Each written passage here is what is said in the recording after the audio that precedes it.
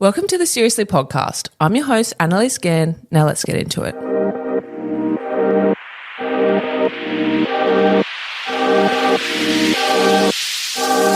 Welcome to the Seriously podcast, where we make light of serious conversations with really interesting people. Betsy Shaw is an open book. The blogger has over 17,000 Instagram followers and shares her unfiltered and authentic life openly. Betsy is open about navigating the very real possibility that she could be neurodivergent, having kids on the spectrum, and what it's like having it all as a mum, partner, content creator, and woman at the same time. In this interview, we share who is Betsy Shaw behind her social media and her plans for the future. I hope you love this chat because I did. Here it is. This week in the studio, we have Betsy Shaw. Hi, darling. Welcome. How are you? I'm great, and it's really wonderful to be here. I'm very excited and honoured. Oh, we're so excited to have you. Well, as you said before, you're a mum of two beautiful boys. Yeah. And we met at an event last week, a few weeks ago. Oh, yeah, it was fantastic. It was a great night. But you really struck me because you're very authentic. You live your life very openly and honestly. And one of the prominent words in your Instagram bio is neurodivergent. And then you have hashtag ADHD, hashtag ASD. Can you talk to me a bit about that and why you've chosen that choice of words? Yeah, well, my oldest son is like severe ADHD. So there's levels of ADHD, and he is like severely hyperactive, impulsive, and he is wild. Like, he is so much fun. He's so brave. He's just amazing, and he's just like a presence, and like people know him in like the content creating, like, you know, Zach knows him and people know who Winter is, and he's wild. If Winter's at an event, you're going to know Winter's there.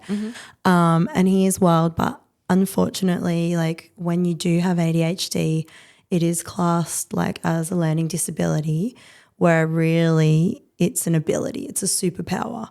But it's a It is. It's 100%. And same with autism. I believe that both of them, we're not thinking the right way about these things. Like, they are superpowers. They're not disabilities. But if they're not harnessed or like used, or if you don't know that you are neurodiverse, you are going to struggle through life, because you're going to be like, why is this hard? Why? It's because you don't understand that your brain is working in a different way. Once you get that, you're like, wow, oh my God, things that are so easy for me or like someone else who is neurodiverse is like so hard for a normal, or like, I don't want to use the word normal, but someone whose brain neurotypical is wired up the way that society says that we should be. And I am not actually. So I've been twice to psychiatrists, and both times I was told, no, you just have anxiety. You're not ADHD, you're not autistic, you're not like any. And I was like, and I'm like, how much money are you going to spend to be told no? Like, that's thousands of dollars to investigate in yourself and be like, but why do I feel like this? Why is my brain like this? Why is the world like this for me, and then so different for other people? And I'm like, I'm still investigating that. But my oldest son is definitely ADHD, is diagnosed, he's medicated. And I don't want to talk too much about medication, because I know that's a massive topic to talk about that people are very touchy about. And I didn't go to university to study medicine, so I only know what I know. And the power that the medication allows my son to be his finest, the focus. It's like, if you're ADHD, you have this amazing brain, you've got all these superpowers, you have all of these talents, but your brain is going so fast, everything's happening, you're doing, you know, he's impulsive and hyperactive, you know, there's no thought, it's do and then think after. Can you imagine living your life where you're constantly doing the wrong thing or making mistakes because your brain's going way too fast, and you're being judged and criticized, and imagine what that's doing for your self-esteem. And then to be able to have a medication that allows you to slow down but still be like this superhuman and make the right decision and not be like, oh God, we shouldn't say that, or we shouldn't do that, oh my God, like, and just be like, woof. And it's like he's like a Lamborghini with like bicycle brakes. So it's just. Oh, I love that he's analogy. Flying out of control. He's a super sports car that is incredible. He's not a normal car on the road. He is just, that dude is going 100 miles. He's gone doing amazing things, but he can't stop. Yeah. And the medication allows that Ferrari to use its brakes, not Ferrari's, Lamborghini to use the brakes that he needs to stop when he needs to stop and to focus. And, you know, every morning it's wild. Like, I don't know what I'm going to wake up to. Like, this dude is wild.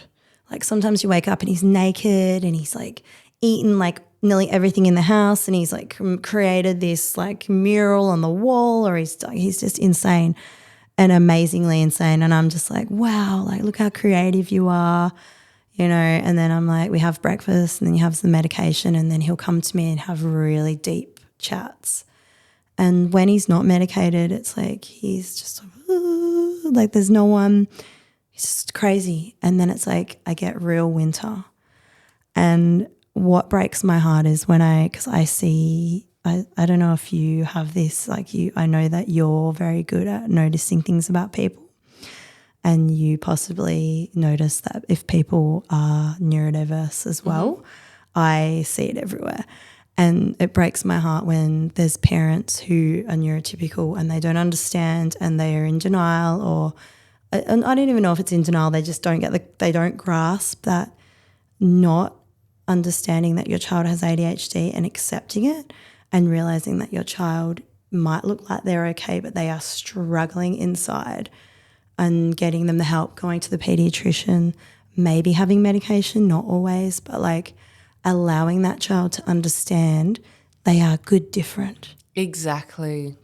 Like, you're so perfect on your own. Like, Exactly. God made you that way. I'm a Catholic, but whatever you are. Yeah. You're made that way for a reason, and you bring so many gifts and talents to the world. And I feel like people who are on the spectrum or, you know, neurodivergent, they get such a negative rap when some of the greatest scientists and the most incredible artists and the most incredible musicians of all time are on the spectrum or neurodiverse. And they are that person, and they are in these places because their brain is so different. It's so beautifully different. Yeah. And that's such a beautiful way to describe it. Like, he's a Lamborghini, but he has his brakes.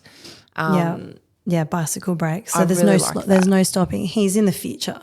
So without medication, Winter is living in the future. He's not in the now, and he will make poor decisions, and that affects his entire life, his relationships with other people, people around him, what he's doing, learning, every single thing. And I love that I was able to realize that, and I went and got him help. And, you know, it's not just medication. There needs to be intervention as well. There needs to be lots of other things with that. But the child needs to understand there's nothing wrong with them, and that ADHD is okay. It's not a negative thing. Like, you have ADHD. This is what ADHD means. Everyone who has ADHD, it's different. Like, you're not going to be the same as that person, but you have this energy. And what I love is there's another child at his school, and when he arrived, I was like, oh, thank God, he's the same as Winter.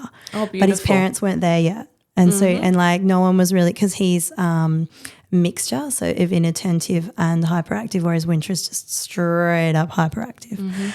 So this other child, and he has the energy and he does the same things as Winter. And we had a play date at the mum's house, and when they've got, it's like it's not stimming, it's different. It's like they have to release the energy, so they'll like make these noises, and Winter will make these noises when he's not medicated, and her child was making these noises the same as Winter.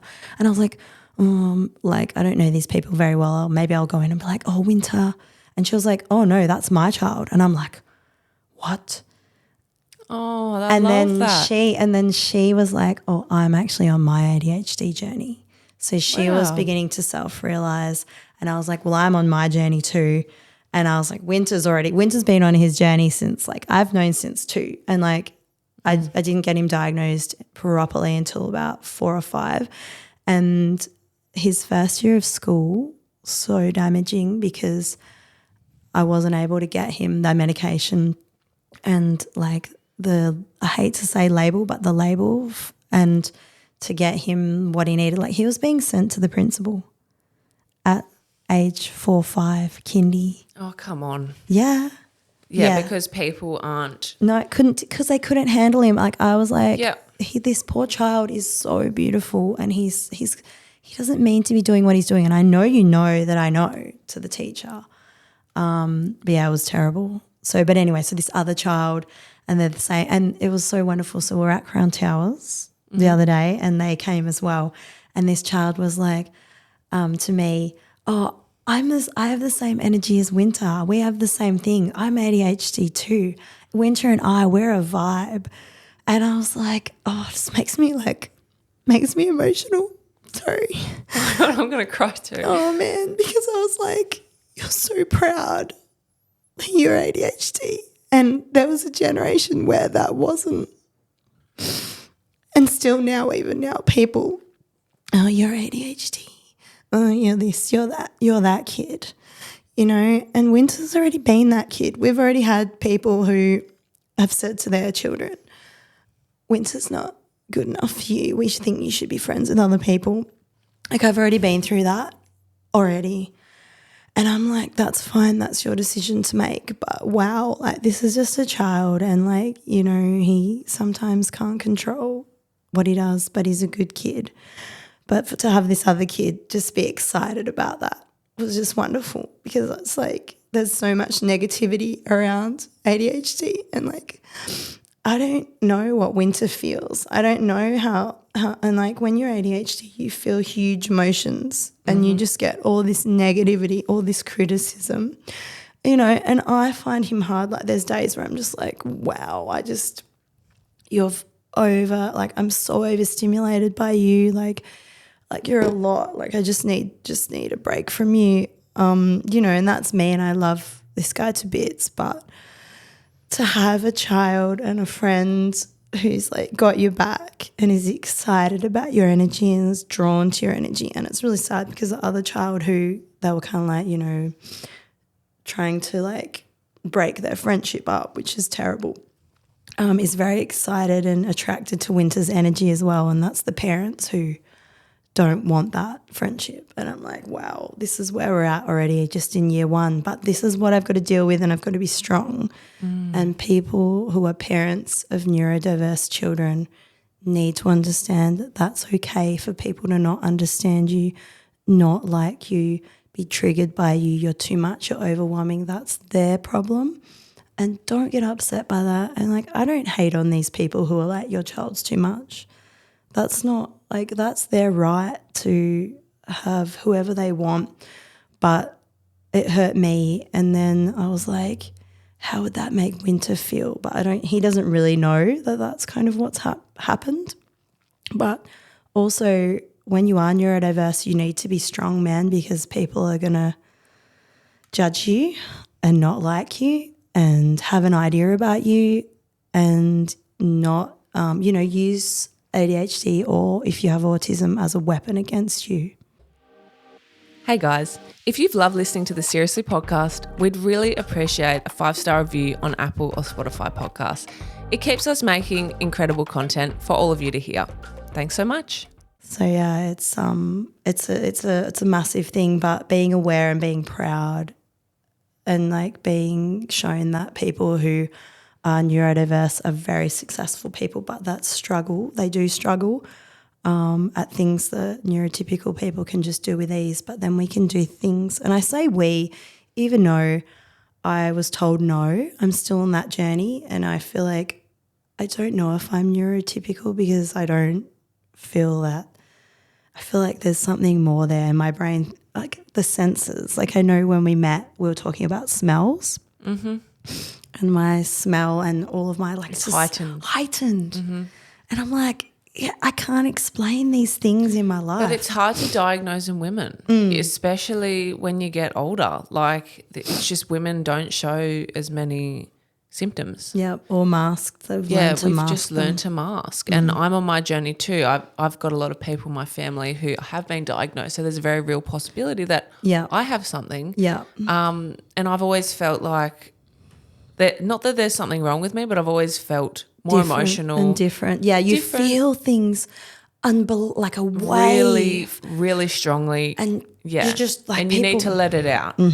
And I completely love how you're so open about it, and thank you for sharing, on that level what it's like to be a parent Yeah.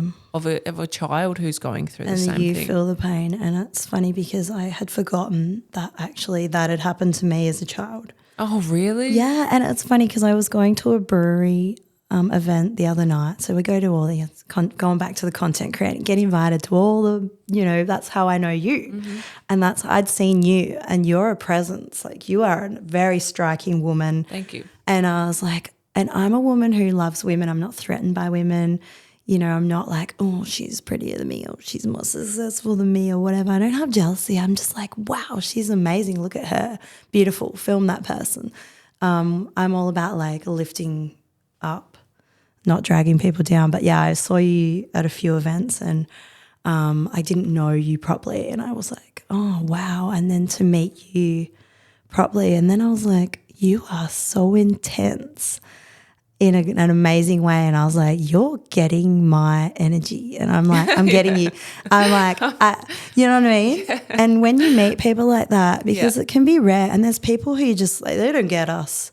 They don't get it. They don't get like when you're on this intense, I'm going to use the word energy, because you and I don't know what our energy is. Like, we're discovering. 2023 has been just wild of discovering. And like, I've cried so much, like just thinking, wow, like if I knew, would my life be so much different? Would I be more successful? Would I, and I still don't know. I'm still on that journey. But we can always say what if, but the reality is you've done so well with the tools that you had at the time. I know, but I just, you know what I'm talking about? Like, I just feel like I do know what you're talking about. I could have done so much more, and I've been held back by myself. That's the only person I have to, it's like, I don't know if you have this, but I have wild ideas. Like, every day I'm like, I'm going to do this, I'm going to do that, I'm going to start this. And like, I have the capacity to do all of those things. Will I do them? Possibly not. And it's like, you would have had the idea to do this podcast, but you actually did it. You actually did it. Yeah. And so things like that, like this, that's hugely successful achievement. And then you'll do the next step, and you'll just, you know what I mean? Like, but you can do anything you set your mind to. Exactly. You just have to be brave enough to take the risk, and that's how we climb the ladder. Exactly. But that's why, like, I love, meeting people like you who are doing it. They're not just thinking it and talking about it. You're doing it. So what is one thing you want people to know about neurodivergence? Like, if you could say anything to anyone listening who, they might be on their journey, or maybe they think their kids have, what would you say to them? Education is key to anything in life. So the more you understand about something, and like deeply understand about something, like the better the world's going to be. So like, we have this ridiculous idea of autism, it's a disability, it's this, it's that. I'm like, I don't think so. It's not at all. It's like, some of the most brilliant people on this planet who have ever lived are autistic, and there's a scale. That's why it's like, there's an autism scale. There's a scale, like it's like it's just something that people need to learn a lot more about. And I remember growing up, there was a child in our school who was autistic, but severely autistic, and not just autistic, had brain damage, had severe learning disabilities. But all I knew was that was autism. So I had this really poor Black and white view. Yes. And I was like, no clue that like these super intelligent people who are really strange and don't have a lot of social connection, like they don't get the social cues. Not always, but I'm just saying, like, that's one thing. I'm like, that person's a bit interesting. Brilliant. the most intelligent person you'll ever meet, obsessed with like one kind of thing. And then that's autism as well. Yeah. And the more I learn, like it's definitely in my family. Well, obviously, so I've talked about my oldest son. He's definitely, he's been diagnosed as ADHD. He's severe, hyperactive, impulsive, brilliant. He's a very intelligent child.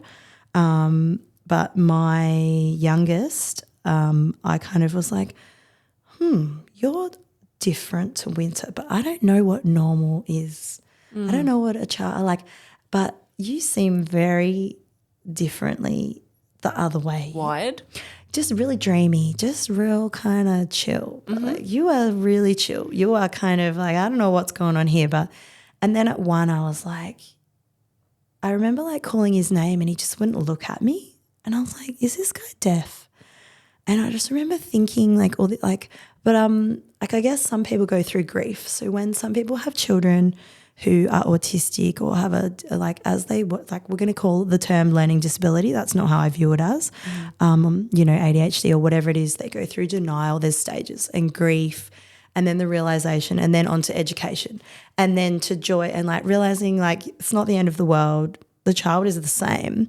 Their brain, they're wired differently, and you need to get that manual and read that manual and work out what this child needs, because they're not going to go the same way. They need a different approach than what a normal child would need.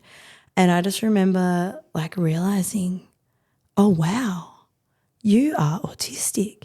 And it's funny because at no point was I like upset or like, it wasn't like, oh no, like it wasn't a negative. It was just like, oh, that's what's going on. Makes sense as to why your behaviours are aligning with that. Yeah. Yes. And the stemming and like all of the things that and like he'd talk like doko, doko, doko.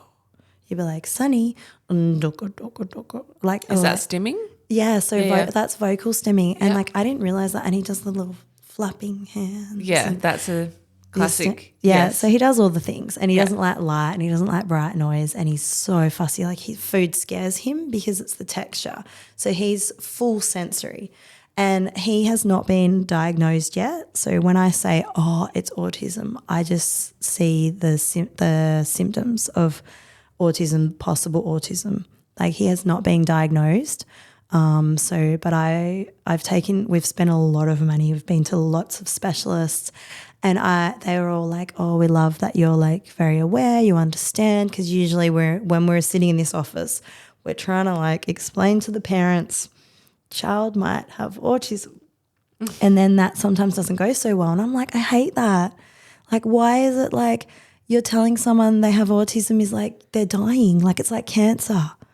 Like I just, you know what I mean? And like I'll say to people, because I have to say this, like we went flying recently and he wasn't old enough to have a seat, and he will just like, smack people, get really upset if people are in his face. Like if we're going to sit on a plane, I'm sitting with him on my lap, he's 18 kilos, he's huge. It's going to be terrible. He's going to be upset. He's going to get overstimulated. It's not going to go well. So I went straight to the desk, the airline that we're flying with. I said, look, I just say he's autistic. He hasn't been diagnosed. I need to stress that. He has not been diagnosed, but I just say he's neurodivergent. He's But you can identify it as, exactly. But you're allowed to identify. Exactly. That's what people, exactly. I don't like when you people don't need to have the formal diagnosis. Because sometimes I can't even pick it up. But if he has all the symptoms and you really identify with that. Exactly. And he because he's had lots of health problems as well. So lots of health problems. Like we've had hospitals like PCH. That's why I was like. You're always at the hospital. Yeah. And I don't like to dwell on that as like, oh, poor me, give me attention. Oh, you make great content there. Yeah, exactly. But I'm like, this is really what's happening in my life. Like we went to Byron Bay, we went to hospital. Wow. We went to bloody hospital. And I'm like, really? I'm in bloody Byron Bay. I don't want to go to – and I made a joke. So we were driving into Byron Bay. I used to live in Byron Bay 18 years ago. I took my family back, my mum. So we're like going off on tangents here. And this is why – I just think there's no way I don't have ADHD. We were somewhere and now we're here. Yeah. But so we're driving into Byron Bay, and I'm like, the hospitals as you drive in. Have you been to Byron Bay? No. Shut the front door. I'll go there soon. You will need to put that on your list. You will go there. Okay. You are going there. Okay, got it. You are both We're going. Byron Bay. Yeah, you're going to Byron Bay. Magical, life-changing. Anyway, so we're driving into Byron Bay. The hospital is as you go in. And I'm like, okay, guys, we are not going to hospital. None of you, because the oldest can do really crazy stuff and we end up in hospital as well on holiday. And my mum laughed. And I was like, cool, we're good. And we ended up in hospital. What happened? Oh, severe croup. So croup is something that can, like, dude, croup can kill. Sorry, I just couldn't clear my throat. So he gets croup and like he's well and he wakes up, cannot breathe. It's similar to asthma, but like you need to get them to hospital. You need to get steroids. You need to have oxygen, adrenaline. It's very serious. And he had a problem with his like larynx. So he was like, and like, and my mum's like, just chill out. And I'm like, you're like, no, lady, you don't know. We're going to hospital. And so this is to understand the severity of when we got to hospital, they couldn't handle us. And they had to transfer us in an ambulance for an hour to Tweed Head. Ambulance transfer. Why? Because he was so like they can't, and they didn't have a pediatric doctor, and when it's breathing, like anything respiratory, and they couldn't give him the medication, and he couldn't breathe, and like literally he was like on adrenaline, oxygen, and they're like, we need to send him to Tweed Heads, and it's like people are like, oh my God, you poor thing. I'm like, no, it's honestly fine, like whatever. I'm so used to this, I can't get upset about this. This is my life. Like, but I do post this on my Instagram because this is real. Which is why we love your content. It's real and it's not always fancy, but I do, I like to dress well. I like the luxurious life. I like doing nice things. I like being fancy. But then I also have children who are wild and who, get sick and are not neurotypical. Like they are different. And I want people to understand that that's my life, and I might get invited to an event and stuff and I have to cancel last minute and I feel so bad. Like I want to support people, but I could be going to hospital at any given moment. Like I could be going to hospital any day, and that's just my life. But so as I was saying, so when I go on the flights, like I don't need to now because he's 2, so he'll have his own seat. I said to them, look, he's autistic. They could not do enough for me. We got to go on the plane first. Mm-hmm. We got our own seat. And like if we didn't, he would have been that child that was possibly screaming the whole flight. What airline was that? That was with Virgin. Well done, Virgin. But I did it with Jetstar as well, and they were amazing. Like Jetstar. Oh, wow. So I feel like they really accommodate. Yeah. So I feel like any airline, you just need to like let people know. Like, yep. Let people like just be honest. And like wherever I go, like yesterday I took him to like a little playground thing in a shopping centre, and he's like, there's marbles, and he's like obsessed. He doesn't see other children, doesn't see other people. He just sees things. The item. Yeah. Or like he's doing what he's doing. And this little baby was like tottering and he just pushed her out the way like ruthlessly. And like this baby would have been like 10 kilos and he's like 18 kilos and the mum's like, and I just say, look, I'm sorry, he's autistic. Because because he has those tendencies. Yeah. Exactly. And like he's developmentally a 1-year-old. He's a little baby in this giant body and he's the sweetest little. He is giant. He is, and he's so gentle. Cute. But like he doesn't see your baby as a baby. It's just a thing in the way of like what he's doing. Yeah. But I need, I don't want judgment. I don't want these people like, oof, you're a terrible parent. Your child's pushed my baby out the way. I'm like, I'm so sorry. He doesn't even see your baby as a baby. Like, do you know what I mean? It's, and a normal 2-year-old you could have a conversation with. Like, I talk to him. I don't know if he understands much of what I say, like it's not like it's a journey and I'm learning about it every day. And we're still, so we're going through Autism Australia, and like you need to go before a panel. Mm-hmm. So I've seen an OT, I've seen a pediatric doctor. I actually snuck him to my pediatrician, which was naughty because my son sees a pediatrician because it's hard to see a pediatrician. And I was like in the office and I'm like, can you just, and then he was asleep and he's like, for one, we can't do anything now. He's like, yeah, I could say that he was or he wasn't or whatever, but that's not going to hold up anywhere and that's not going to be a diagnosis. You can't just push in. There's a wait and you need to wait your turn. And I'm like, okay, cool. But yeah, like I'm doing everything. I'm on the journey, but they don't diagnose until 2. But even like at daycare, they all know. They were like, you know, Betsy, don't know if you know about like Sonny's like quite developmentally delayed. And I was like, yes, no, I do know. I do. And it's like they're kind of like prompting you, like, do you know he's autistic? And it's like, yeah, I do, but he's not diagnosed. And they push you. They're like, you know, and if you don't know, if you're in denial, they're kind of like, they want to have the chat. Sonny's kind of different to the other children. And I know I'm aware. But like you could see they were really like, does this lady know that he's... But thank God you're aware. Exactly.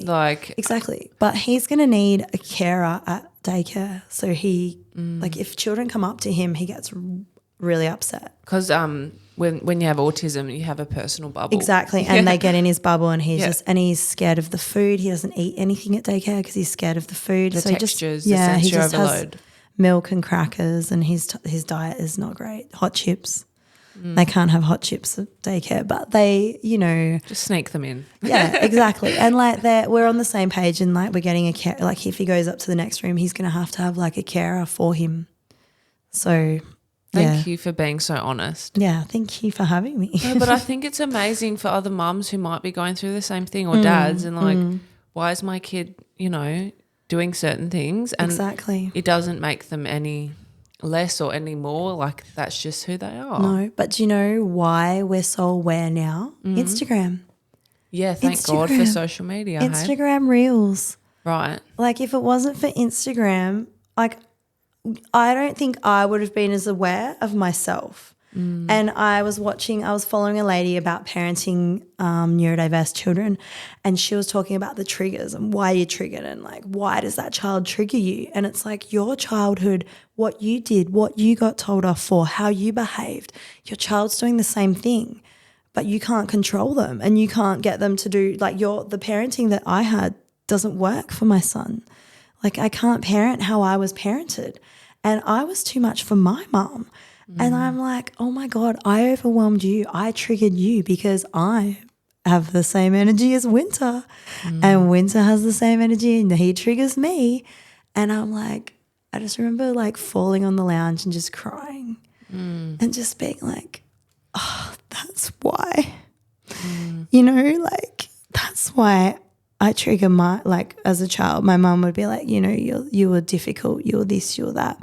And like we've got a good relationship, but I feel like her and my sister are a lot closer, and I just feel like I was too much as a child, you know, like I wasn't naughty or anything, but like my mum will say, oh, you know, you're a lot, you're this, you're difficult, whatever. And it was like the realization, that's when I was like, oh, wow, am I ADHD or was I ADHD? Because you can be ADHD as a child and your brain develops. And I'm like, oh. And I just cried, you know. I was like, oh, man, like now I'm triggered by my child and I need to learn how to parent this child so he doesn't grow up, you know. With low self-esteem, thinking he's a problem because he's not. Exactly. And I never that's the thing. I've always had like high self-esteem or whatever. Yeah. Like I'm not saying I had I had a great childhood, but I feel like and like I'm dyslexic. So when I've got neurodiverse in my so dyslexia is that people who are dyslexic and neurodiverse. So I'm dyslexic, but it's really mild. But I'm dyslexic in like school, like spelling and like not so much reading, more spelling. Like even now, like I couldn't spell your name if I didn't have like a phone. Like I'd be like, oh really? Annaliese, that's a lot of letters together and I can read it. I know that's to spell that. I'll be like, and where does the other A go? You know. Yeah. So I'm mildly dyslexic, and that's in my family. So my mum's dyslexic, my auntie's dyslexic, my granddad was. Yeah. But when you look deeper, dyslexia is a symptom of ADHD. Yeah, interesting. Yeah. And And my sister is like quite a different person as well. So she's very intelligent. She was gifted. And I know you spoke about yourself being gifted, and my sister was put up a grade. And she, from 13, we looked the same age. And she was very developed, like, you know, like at 13, looked like an 18-year-old. Yeah. And she was like wild. Like she was amazing. I love my sister. We don't get on that well. Like I think we either didn't get each other when we were children. Like we had a rocky friendship, but I love my sister, but I don't know if I'm her favourite person. Do you know what I mean? Like, yeah, but that's sister relationships. Yeah, and because we're different, and she was always like, "You're so evil. You did this. You did that. You teased me." And I'm like, dude, like I had friends whose brothers like nearly killed them. I was like, I never nearly killed you, but you've got to remember that words are the most painful thing. Yeah. And I feel like I was definitely a bully to my sister, and I regret that. But I didn't mean, like, you know, when you're bullying but you think it's fun but the other person isn't. Well, you're just taking the piss. It's Australian sense of humour. It is, but I think now I know. People were very sensitive. Exactly. Yeah. Now I understand about her and her personality. Like in some ways my sister is a bit of a recluse, and she likes dog babies and dogs and stuff. And the more I learn about my family and neurodiversity and stuff, the more I'm like, oh, we've all got little bits of this. We might not be like the full picture, but we've got parts of the package for sure. Mm-hmm. And I feel like I'm the only one who's very open and on my self-learning journey, and everyone else around me, they're all crazy. They've all got something, but they're not there yet. And maybe they're never going to be there. Maybe they're not. Maybe you're allowed to be a little bit, as people would say, oh, they're a little bit on the spectrum. And it's like you've got to be really careful with your words and how you say things and, you know, how you talk about people. But I definitely think there's more to learn about my brain and my energy than what I know now. Mm. And I know you're the same as well. Like we have more to learn. Mm. Betsy, you've been an amazing guest. Oh, thank you. Thank you so much for being here. I just want to ask one last question. Yeah. If you could give one piece of advice to anyone right now, what would it be? Oh, the energy that you surround yourself with is so important. And like I am someone who I don't judge people, and I'm really like open to like allowing people into my life and making friends, and I've never been someone who's like closed off. But and also trust your intuition. When I feel things about people, I'm not making a judgment. I can feel something and I'm like, just trust your intuition. If someone's a bad vibe, don't hang out. Like if they make you feel crap, like if that person, and they're not a bad person, what we need to understand, if someone isn't on the same energy level as you, or someone doesn't get you, they're not a bad person. You're not a bad person. You're not on the same vibe. You're not on the same level. And try to surround yourself with people who bring you up, who want the best for you, who aren't jealous, who are your yes people. And people are not going to like you. That's fine. You need to like yourself. Like if you can love yourself and like who you are, who cares what other people, like you just don't take on other people's energy. That's my main thing. Like if I could go back in life and like just be like, it's okay if these people don't get you, because I've had that a lot in my life. People just not getting me, and I remember thinking, what's wrong with me? Why don't these people like me? What a jealousy. Jealousy. It was always jealousy. And if I had $1 for every woman who's come back to me and be like, Betsy, I'm so sorry, I treated you this way, or I judged you, or I didn't like you when I met you, and I'm like, that's fine. It's fine. I honestly, and they're like, oh, you're so kind to forgive me. I'm like, dude, there's nothing to forgive. That's you working on you. Like I'm good. But yeah, just don't hold on to like negative. Like I don't have enemies. I don't have people who I don't like. I don't like, I don't like to have bad. It's just like I know who's good for me, and then the other people, they don't get me, and that's fine. Yeah. Beautiful. Like, you know what I mean? Like I get you. Yeah, I get you. I get you too. And it's been so wonderful to be able to have this experience. Oh, thank you so much. I've loved this chat, and I'm really appreciative that you shared so much. So thank you for coming on Seriously. Oh, thank you for having me, Annaliese. Sorry, oh my God, I can't believe. It's fine.